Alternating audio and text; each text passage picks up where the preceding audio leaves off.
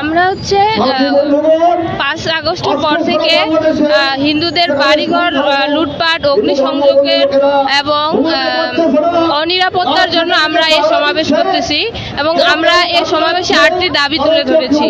আর আমরা চাই এই 8টি দাবি যেন খুব তাড়াতাড়ি বাস্তবায়ন হয়, সে বিষয়ে আমরা আজকের এই সমাবেশ করতেছি। আর আমাদের দাবি না আদায় হওয়া পর্যন্ত আমরা এই সমাবেশ ছাড়তেছি না, আমরা এই মাঠ ছাড়তেছি না।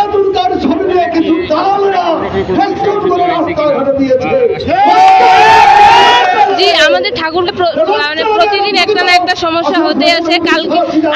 কালকে রাত পর্যন্ত আমাদের ঠাকুরকে 2টা বাড়ি আগুনে পুড়ে গেছে, কালকে রানুর সঙ্গে পুড়ে গেছে। আজকে হবে আমরা কেউ তা জানি না, আজকে কার বাসা পুড়বে। হয়তো এমন হতে পারে আমি এখানে এসেছি, বাসায় যাই দেখবো আমার বাসা পুড়ে ছাই হয়ে গেছে।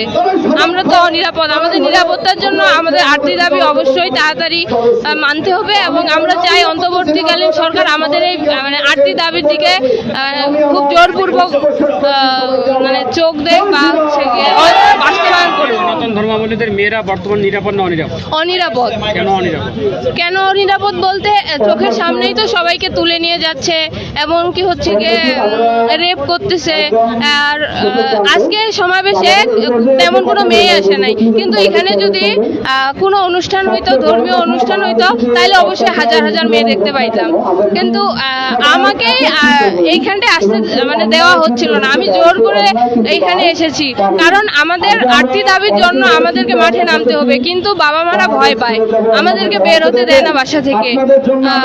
আমি চাই যে আমাদের 8টি দাবি খুব তাড়াতাড়ি মেনে নোক এবং আমরা সবাই স্বাধীনভাবে এই স্বাধীন বাংলাদেশে বের হতে চাই, বাঁচতে চাই।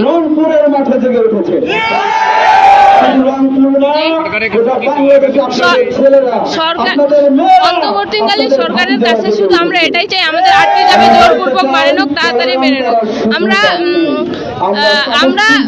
মেয়েগুলো মূলত কেউ তেমন ভাবে স্কুল কলেজ বা শিক্ষা প্রতিষ্ঠানে কেউ যাচ্ছি না, সবাই 5 তারিখের পর থেকে বাসায় থাকতেছে।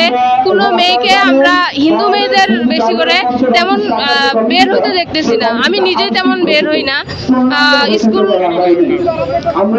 কেন বের হই না বলতে, আমি রংপুরে আসার পরে আমি রংপুরে থাকি, আমার মেসের 2টা হিন্দু দিদি ওরা বাজারে গেছিলেন, সেখানে 2টা ছেলে ওপেনলি সবার সামনে বলছিলেন যে হিন্দু মেয়েদের ধরে ধরে রেপ করতে হবে।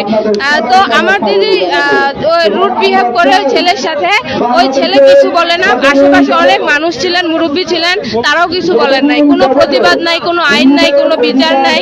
তো আমি চাই বিচার ব্যবস্থা তাড়াতাড়ি ফিরে আসুক বাংলাদেশে, আইন ফিরে আসুক, আমরা সবাই স্বাধীনভাবে যেন চলাফেরা করতে পারি, এই প্রত্যাশাই করি। বাংলাদেশ সনাতন, বাংলাদেশ হিন্দু জাগরণ মার্কেট আমরা বিশাল র্যালি করবো।